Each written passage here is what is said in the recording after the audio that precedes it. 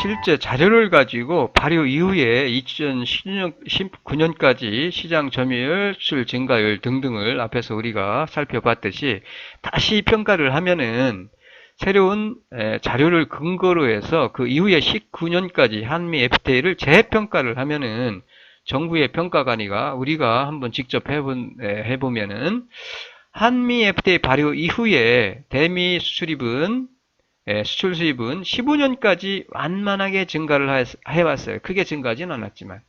그런데 2015년을 기점으로 해서 수입 증가율이 어떻게 수출 증가율을 앞섭니다. 그러면서 한국의 무역수지 폭이 크게 하락하기 시작해요. 그리고 2017년부터 대미 무역수지 증가율이 결국은 마이너스로 떨어집니다. 무역수지 증가율이.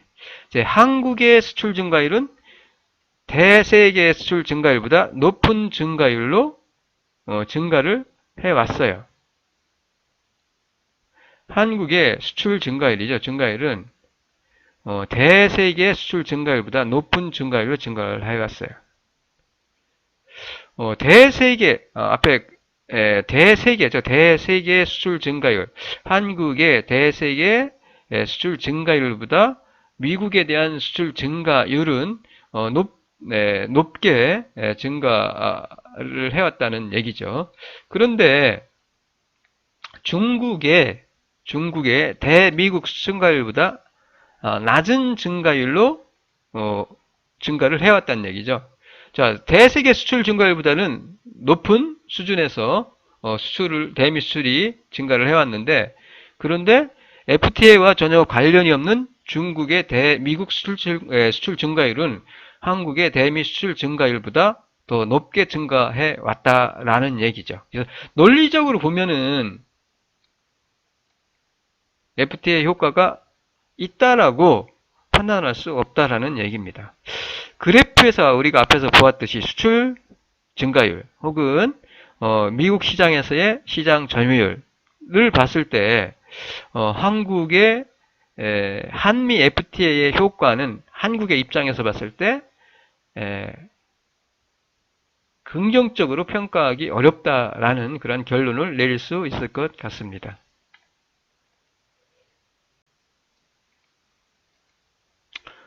이상에서 정부 발표, 한미 FTA, 정부가 FTA를 추진을 할 때는 FTA 체결을 통해서 경제가 성장하고 소득이 성장하고 따라서 우리가 FTA를 체결할 필요가 있다라는 그러한 주장을 홍보를 합니다. 선전을 해요. 그 근거가 바로 지금 살펴볼 이론적인 근거입니다. FTA의 정태적인 효과와 동태적인 효과인데, 이론적인 근거를 가지고 FTA를 체결을 하면은 무역이 늘어나고 생산이 늘어나고 경제가 성장하기 때문에 소득이 늘어난다. 즉 FTA를 체결하면은 이익이다라는 거죠. 따라서 우리는 FTA를 체결을 해야만 한다라고 얘기를 해요. 그 이론적인 근거가 되고 있는 그 이론을 한번 살펴보도록 하겠습니다. 아마도 다른 수업에서 다뤘을 거라고 생각이 들어요. 그래서 간단하게 그냥 상식적인 수준에서 한번 이론을 한번 살펴볼게요. 완전 경쟁의 경우, 먼저 일단 완전 경쟁.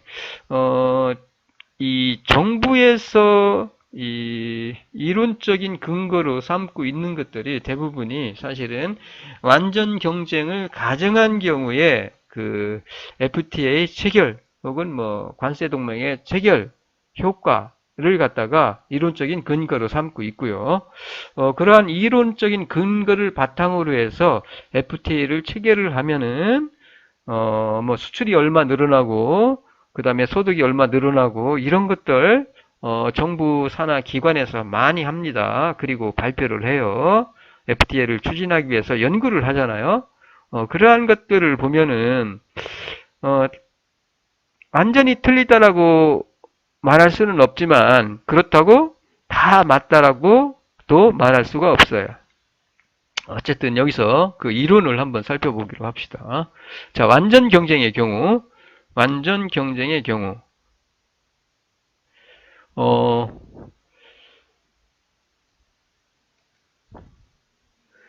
여기서 요 MC, 요 A는, 이 경우입니다. 첫 번째 A. 첫 번째 A. B국이, A국과 B국, C국이 있는데, B국이 C국보다 경쟁력이 강한 경우예요. 강한 경우. 자, 요 A국의 A국의 A국의 공급 곡선으로 생각하시면 돼요. 공급 곡선. 그다음에 요거는 수요 곡선 D 수요 곡선. 이게 공급 곡선과 수요 곡선입니다. 요거는 국제 가격선으로 생각하시면 됩니다. 국제 가격선. 요거는 B국이죠. B국. B국이죠. B국. B국의 가격이고요. 자, 수입을 FTA를 체결하기 전에는 B국에서 수입을 합니다. B국에서. B국으로부터의 수입을 하는데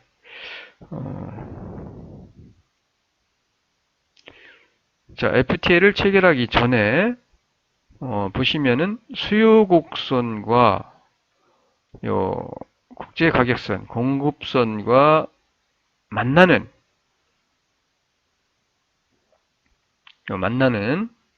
자, 수입을 할 때는 B국의 가격이죠. 국제 가격, B국의 가격에다가 관세를 지불해야 되겠죠. 요 가격인데. 요 가격, 요거, 요 P는 가격입니다. 가격. 그 다음에 여기는 수량이고요. 수량. Q.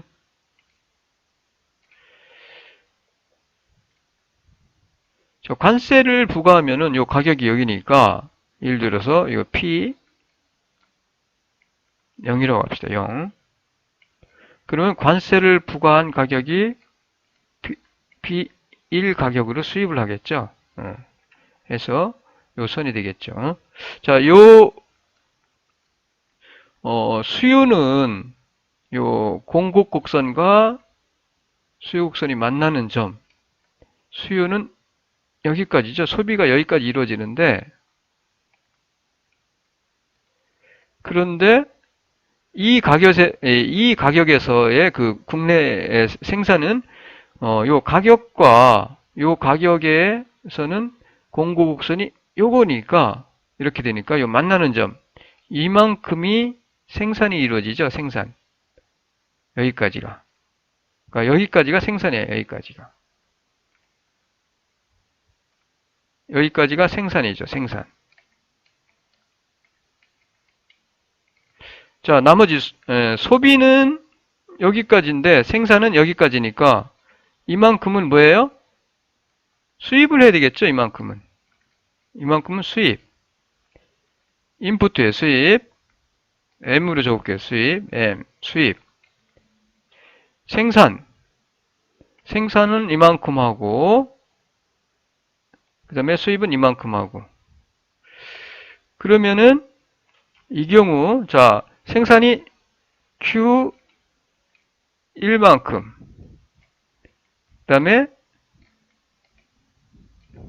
Q0라고 합시다. Q0 그리고 Q1만큼 그러니까 소비가 0에서 Q1만큼이잖아요. 0에서 소비가 국내 소비는 여기까지예요. 여기까지.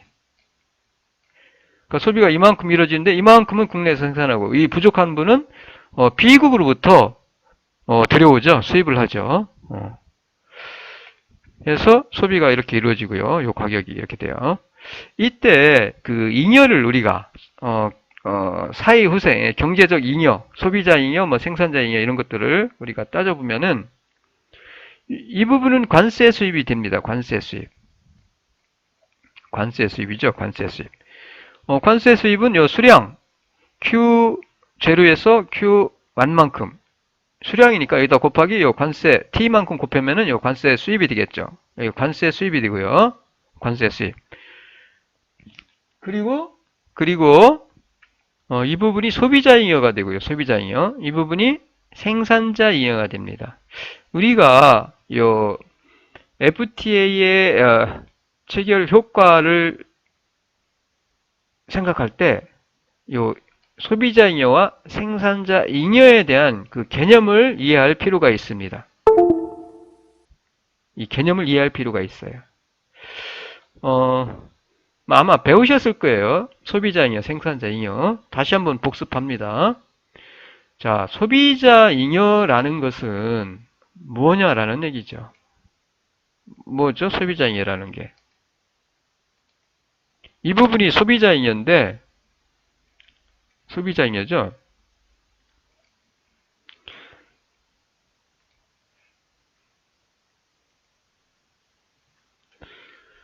소비자 잉여는 말로 설명하면은 소비자가 지불할 용의가 있는 가격과 실제로 소비자가 지불한 가격과의 그 차이가 바로 소비자 잉여입니다. 소비자는 예를 들어서 소비자는 100원 지불할 용의가 있어요. 어느 물건을 예를 들어서 핸드폰 하나를 핸드폰이 뭐 요즘 비싸니까 그냥 50만 원이라고 합시다. 50만 원. 이 삼성의 핸드폰을 50만 원을 지불하고 한 대를 구입할 용의가 있어요. 그런데 판매자는 50만 원이 아니라 40만 원에 팔겠다는 거예요. 그래서 소비자는 어떻게 10만 원 싸게 산 거죠. 핸드폰을. 그러면 그 차이가 10만 원이 되겠죠. 이 10만 원이 뭐예요? 소비자 잉여예요. 남은 거예요. 지불하지 않고 본인에게 이익이잖아요. 10만 원 더 싸게 샀으니까. 그게 뭐예요? 소비자 잉여죠. 그 부분이에요. 이게 바로. 자, 이 경우 한번 보실까요? 이 경우. 자, 이 경우 이게 수요곡선이니까 여기까지 요 가격이 여기가 되겠죠. 가격이 이거 P 3이라고 합시다. 이 P3 가격을 예를 들어서 이게 50만 원의 핸드폰 50만 원. 네, 50만 원 지불할 용의가 있어. 요 한 대, 그냥 한 대로 갑시다. 이거 한 대. 요 한 대를 사는데 한 대를 갖다가 50만 원 지불할 용의가 있어요. 그런데 50만 원 지불하지 않아도 된다는 거죠. 40만 원. 가격이 여기에서 형성되어 있으니까. 왜? 수입하고 있는 수입 가격이 40만 원이기 때문에 요 가격선에 의해서 가격이 결정이 되니까 50만 원이 아니라 40만 원만 지불하면 돼요. 요 차이가 바로 소비자 잉여인 거죠. 지불할 용의가 있어요. 소비자가 지불하고자 하는 가격과 실제로 물건을 구입하는데 지불한 가격과의 그 차이, 이 차이가 바로 뭐예요? 소비자 잉여라는 얘기예요. 소비자 잉여. 이 부분도 마찬가지죠. 만약에 여기다 그러면은 소비자는 이 가격을 지불할 용의가 있어요. 이 가격을. 그런데 실제로 가격은 여기에서 형성되어 있으니까 이 가격 40만 원만 지불하면 된다는 얘기예요. 여기도 마찬가지지. 소비자는 이 가격을 지불할 용의가 있어요. 근데 실제로 가격은 40만 원에 시장에서 형성되어 있으니까 요 차이가 뭐예요? 소비자 잉여라는 얘기죠. 그러니까 요 면적이 즉 요 국제 가격선 위에와 요 수요 곡선의 요 삼각형 요 면적 요 안에 이 부분이 바로 소비자 잉여가 되는 거죠. 소비자 잉여. 그다음에 생산자 잉여는 반대예요. 반대로 생산자 입장에서 생각하면 돼요. 생산자는 어때요? 50만 원에 팔려고 했는데 40만 원에 팔려고 했는데 시장에서는 그보다 더 비싼 가격에 형성이 됐어요. 40만 원에 팔 용의가 있어요. 사실은. 그래도 이익이야. 기업은. 그런데 시장에서는 가격이 50만 원에 형성이 되어 있어요. 그래서 10만 원 더 비싸게 팔 수 있는 거죠. 그러면 그 10만 원이 더 비싸게 팔 수 있는 그 가격, 그 차액이 바로 생산자 잉여가 되는 거죠. 똑같은 원리입니다. 보세요. 자, 이 경우 생산자는 어떻게? 공급 곡선에 의해서 가격이 결정이 되니까 요 수요량에서는 Q1 수비량에서는 생산자는 P1의 가격에 팔 용의가 있어요. Q 안에서는. 그런데 시장에서는 가격이 어디에? 가격선이 지금 여기 이렇게 돼 있죠? P1이 아니라 P2로 판다는 얘기죠. 즉, 팔고자 하는 가격과 실제로 매도한 가격과의 차이. 이 차이가 뭐예요? 차액이 생산자 잉여라는 얘기죠. 같은 원리입니다. 여기에서는 요 Q2에 대해서 생산자는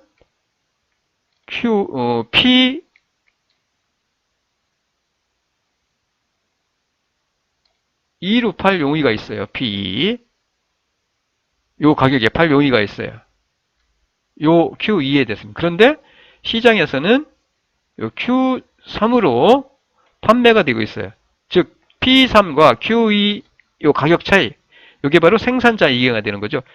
마찬가지예요. 마찬가지입니다. 옆에도. 요 차이가 뭐예요? 요 차익이 팔고자 하는 가격보다 더 비싸게 팔 수 있는 거죠. 요 차이가 뭐예요? 생산자 잉여가 되는 거죠. 이와 같이 생산자 잉여와 소비자 잉여, 요 개념을 우리가 이해를 하면은 FTA를 체결을 했을 때 혹은 관세 동맹을 맺었을 때 그 효과를 우리가 쉽게 파악을 할 수가 있습니다.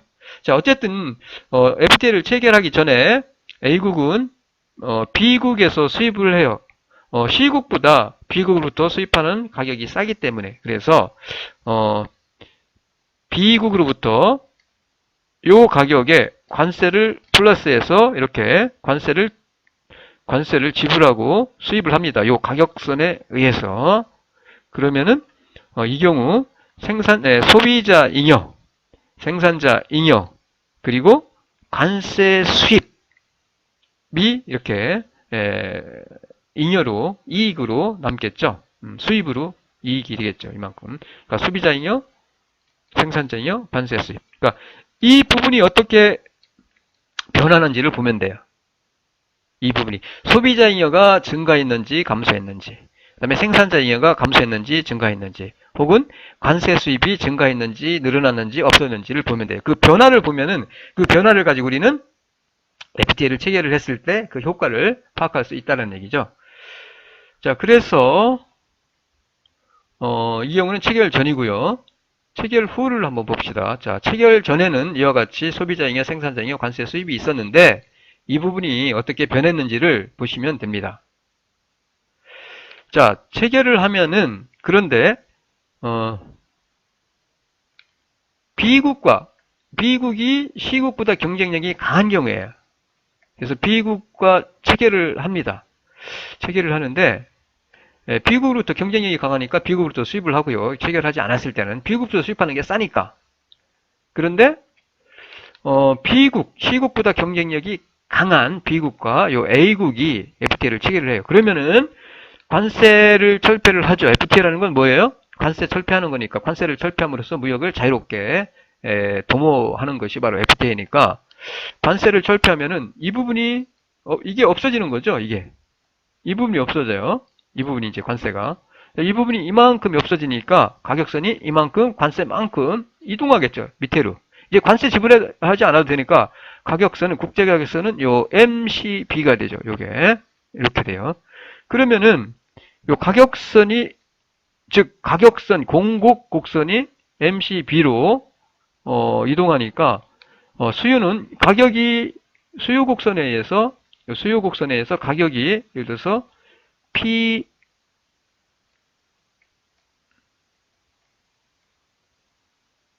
제로일 때 요 가격일 때는 이만큼 요 수요 곡선의 수요가 여기서 이루어지니까 수요는 소비는 이만큼 이루어져요.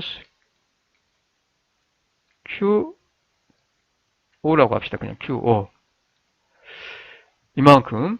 그러면 자, 생산은 어떻게 될까요? 가격이 떨어지면은 자, 생산은 가격이 여기일 때는 P1일 때는 요 공급곡선에 의해서 국내에서는 요 공급선은 요거니까 생산이 이만큼 이루어지고 근데 전체 소비는 이만큼이니까 여기 이 부분은 수입을 하고 이 부분은 국내 공급이었죠. 생산이었죠. 근데 이 경우는 이때는 생산이 여기까지였죠. 여기까지. 여기까지. 이 부분. 이 부분까지였죠. Q2라고 합시다. Q2. 이만큼이었는데 가격이 떨어지니까 떨어진 가격 하에서는 국내 공급은 국내 공급선과 가격이 만나는 점 여기까지 이만큼 생산이 이루어지니까 Q1로 합시다. Q1. 그냥 Q0로 합시다. Q0, P0. 자, P0일 때 가격이 국내 생산은 이만큼이 이루어지죠. 생산. 잘 보세요. 생산이 줄어들었죠? Q2에서 Q1만큼, 이만큼 줄어들었어요. 자, 그런데 원래는 이만큼이 소비였는데 Q3으로 합시다. Q3. 이만큼이었죠? 원래 FTA 체결제는 Q3만큼 소비가 이루어졌죠. 그런데 Q3에서 요 가격에서는 P1 가격에서는 이만큼이었어요. 소비가. 그런데 가격이 떨어지면서 요 수요곡선 가격이 P1에서 P0로 떨어지면서 소비가 Q3에서 그냥 4로 합시다. 4로. Q4로 이만큼 증가하죠. 소비가. 그러면 수요가 이만큼 증가하니까 생산은 Q0만큼 했는데 부족분은 어떻게? 이만큼 부족한 거죠? 이만큼. 이만큼이 지금 부족해요. 수요는 Q4인데 생산은 Q0만큼, 이만큼이니까. 이만큼이 부족한 거죠. 이만큼이. 이만큼. 그 이전에는 이만큼이 수입이 됐었죠. 체결 전에는. FTA 체결 전에는 이만큼이. 근데 이 부족분만큼 수입이 이루어지니까 이만큼 수입이 이루어지니까 수입이 이만큼이었는데 이만큼과 이만큼 증가하죠. 즉 FTA를 체결을 하게 되면은 C국보다 경쟁력이 강한 B국과 FTA를 체결하게 되면은 관세 부과가 관세가 철폐되니까 가격선이 P 안에서 P0로 이동을 하면서 생산은 Q2에서 Q0로 줄어들고요. 그리고 소비는 Q3에서 Q4로 늘어나고요. 그리고 수입도 요 Q2에서 Q3만큼이었는데 Q0에서 Q2만큼, Q3에서 Q4만큼 늘어나는 거죠. 이 부분 늘어난다는 얘기죠. 그러면서 자 그러면은 잉여가 그 이익이 경제적 이익이 어떻게 바뀌는지를 이제 보시면 돼 여기서.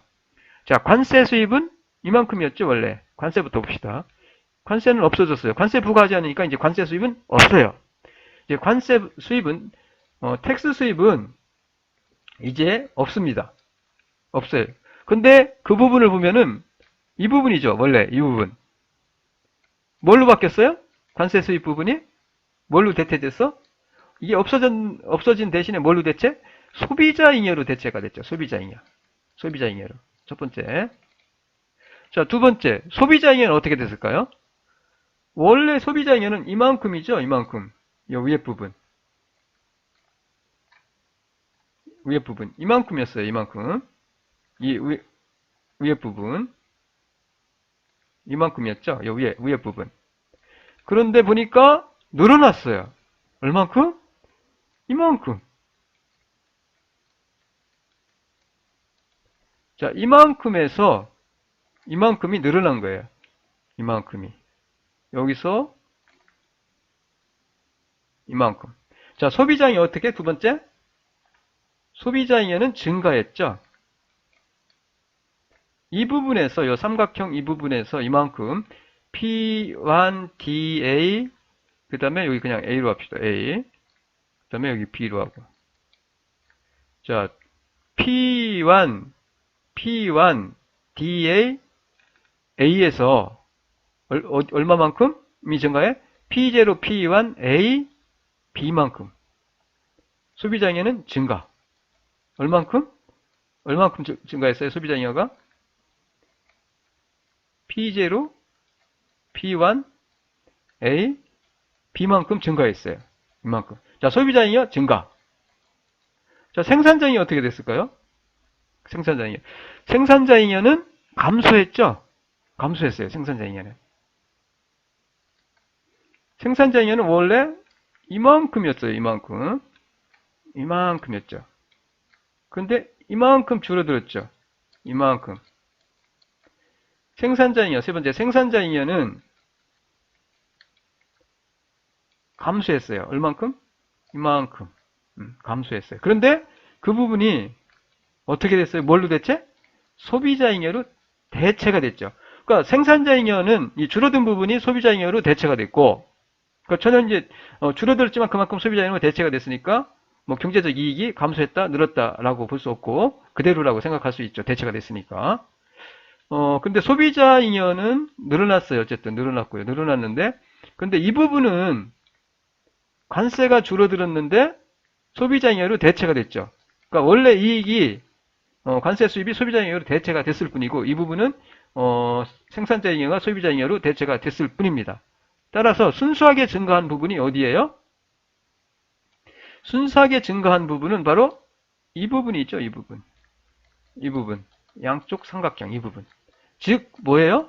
이게 바로 FTA의 경제적인 효과라는 얘기예요. 효과. 소비자잉여가 이만큼 증가했다는 얘기죠. 이 파란 부분.